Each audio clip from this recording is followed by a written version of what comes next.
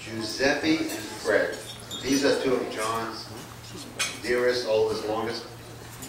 Why are you sitting so far away, though?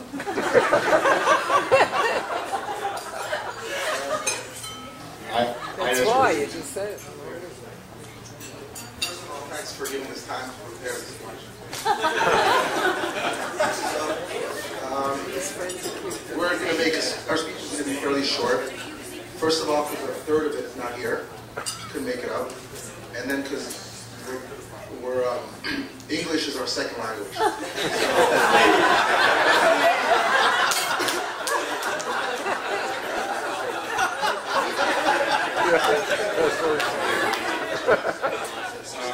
My name's Frederick. I'm one of John's friends from Colombia. We were lucky to have John in the Bahamas last week for a few days.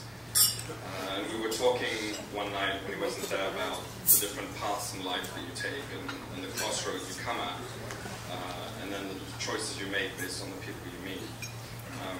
And then we were going to talk about some of the fun things that happened to John in college, but we were told to take it down. So I'm not going to tell you about the hundreds of hours that we've waited for John while he was looking at himself in the mirror. The right gel and the right jacket. He looked great. Needless to say, he doesn't do that. And he certainly doesn't look at himself when he's walking in the street.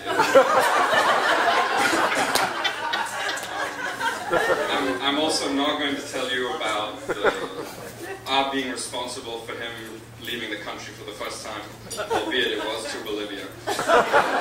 Much to the chagrin, I think, of Mrs. Mason and John also, who had a horrible time.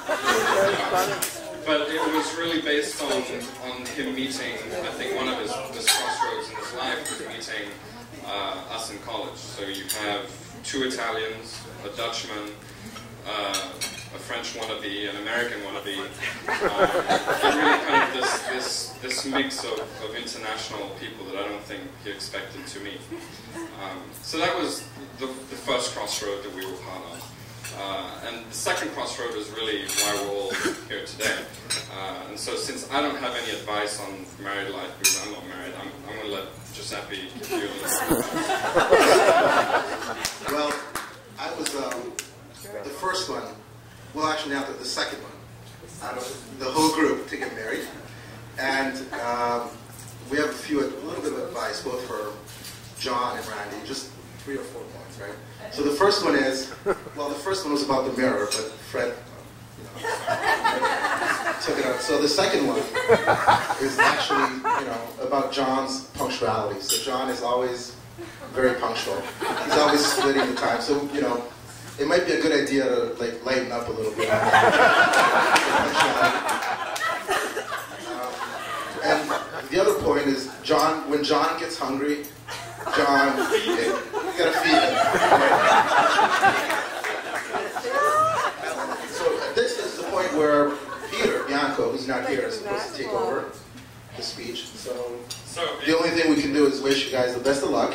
And as Mrs. Mason said it, we're waiting for, to become uncles by acquisition. And good luck. We're all waiting.